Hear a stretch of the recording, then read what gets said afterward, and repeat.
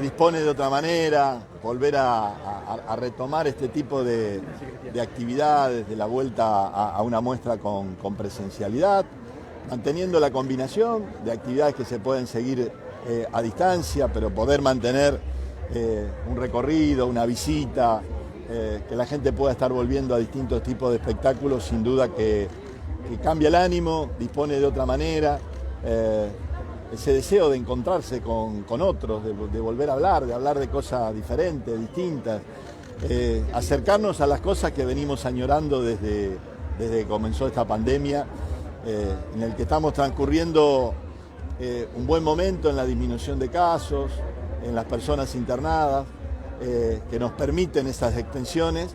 Lo que no tiene que permitirnos es el que creer que estamos pudiendo hacer en estas cosas es que todo ya pasó y bajemos la guardia en los cuidados.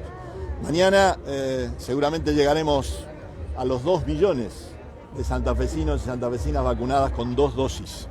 El pedido que les hacemos siempre, que no nos quede nadie sin vacunar. Ayúdennos a llegar hasta acá, a Rincón, de alguien que por allí no se anima, no estaba anotado y demás, porque cuanto más tengamos, más mantengamos nuestros cuidados, la posibilidad de la vuelta de la Delta con daños es menor, que está presente, que va a estar presente, sin duda en el mundo ha sido así, ha tenido su aparición, las cosas que han pasado en otros lados, después y demás han venido, pero nos tienen que encontrar con el mayor nivel de defensa, por lo cual retomar, disfrutar y seguir cuidándonos y vacunarnos. Septiembre y octubre va a ser muy buenos meses de fuerte vacunación para los menores, desde 17, bueno, y esperando plenamente la autorización y la confirmación de poder estar vacunando también con Sinopharm a los mayores de 3 años. ¿La provincia se va a sumar a esa política? Sí, claro que sí, claro que sí. Queremos, bueno, ya comenzamos con la vacunación de los de 17 con Pfizer en Santa Fe y en Rosario. Empieza ahora en esta semana Rafaela, Reconquista y Venado. Se hizo la capacitación en Santa Fe y Rosario de todos los otros centros de vacunación. Tengan ustedes presente que las condiciones con las que se distribuye esa vacuna es distinta, 80 grados bajo cero, y el preparado de la vacuna requiere otros cuidados y otra capacitación. Eso se ha dado, esto es lo que ahora nos permite ya comenzar en otros lugares de vacunación y ser los centros de referencia.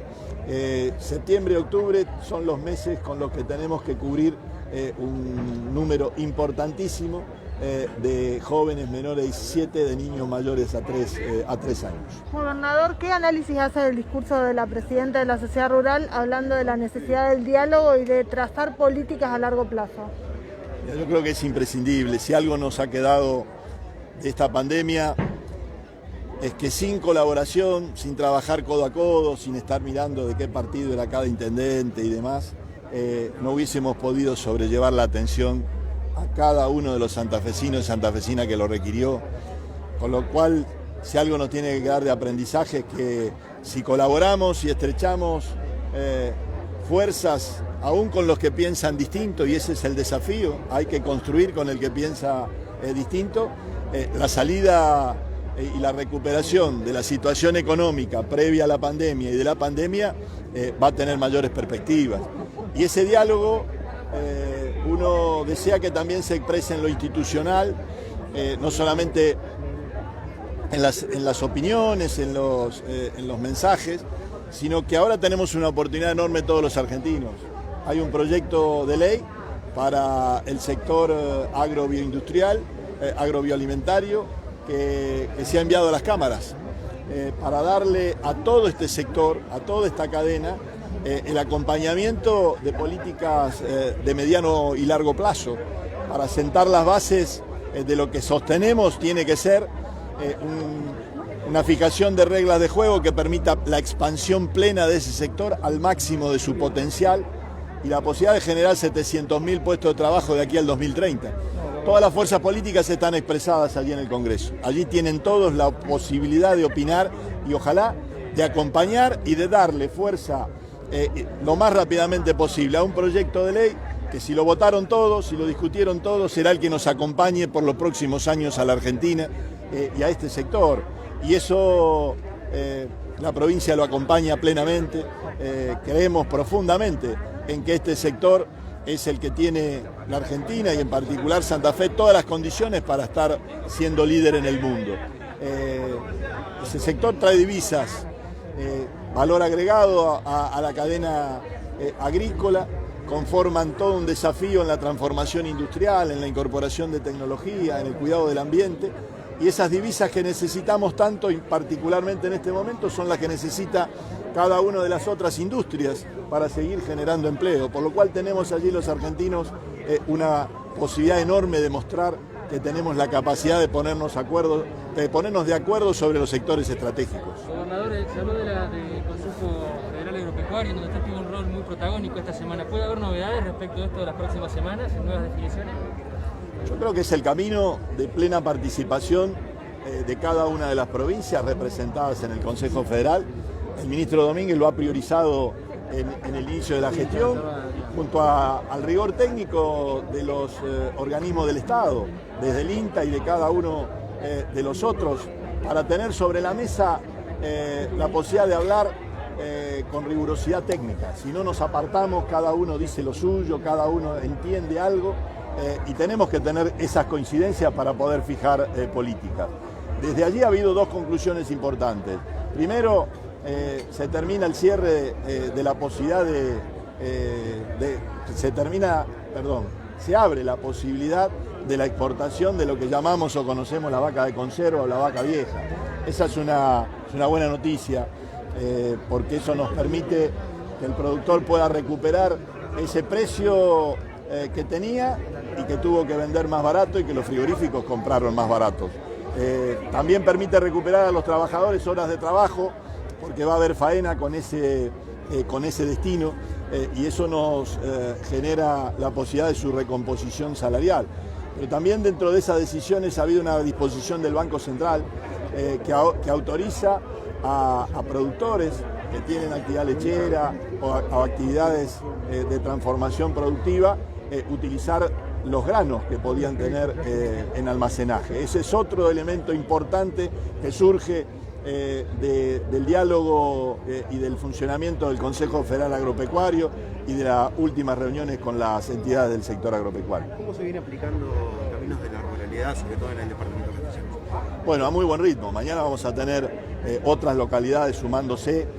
Han sido junto a Galvez, que inauguramos ayer un tramo importante, junto con Tacural y Ataliva, desde los primeros en sumarse, los que han mostrado el camino para que hoy en 12 departamentos de la provincia se esté llevando a cabo este tipo de experiencia, de trabajo coordinado con los productores y generando condiciones que se habló durante tantos y tantos años y nunca se pudo materializar. Y esto es tratar de no solamente garantizar el flujo de producción sin alterar, sin tener postergaciones los días de lluvia, los temporales, sino algo central, la calidad de vida de quien vive en el campo. La posibilidad de que alguien tenga deseos de volver al campo, ¿por qué? Porque sabe que sus hijos van a poder ir a la escuela, sabe que frente a una enfermedad hay posibilidad de salir inmediatamente y no correr esos riesgos que ha llevado a que muchos se hayan desalentado y no quieran vivir en el campo, no quieran trabajar en el campo. Ayer les cuento la anécdota. Casi todas las experiencias que se van tomando, obviamente son caminos que pasan frente a productores, pero que incluyen el vínculo con la escuela rural. Ayer en Galvez estábamos en la inauguración de ese camino, en el lugar elegido fue el de la escuela rural, y se puso a llover. Nadie se movió. ¿Qué te decían todos? En las primeras gotas cada uno salía, volviendo, tratando de llegar rápido a su casa o tratando de buscar cobertura en un camino seguro.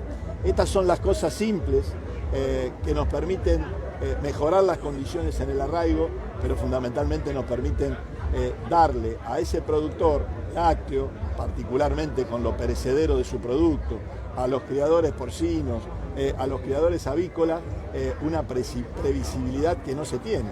Esos productores compiten con los mejores del mundo Y en los países que compiten con nosotros, el sector rural tiene una infraestructura mucho más desarrollada para el arraigo, no solamente en la provisión de la energía eléctrica, los caminos, sino también Internet.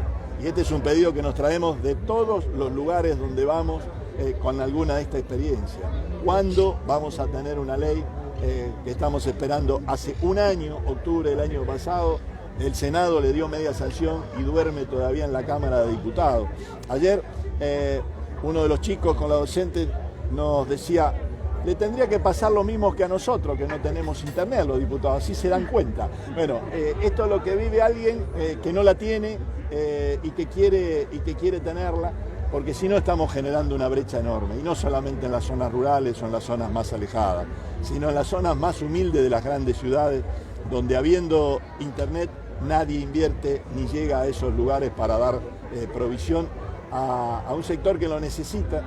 Si no trabajamos en eso, vamos generando una brecha muy importante, porque vamos a tener analfabetos tecnológicos, y eso para cualquier país es muy dañino, porque su fuerza laboral no va a estar preparada para los desafíos que se requieren. Muchísimas gracias. Muchas gracias.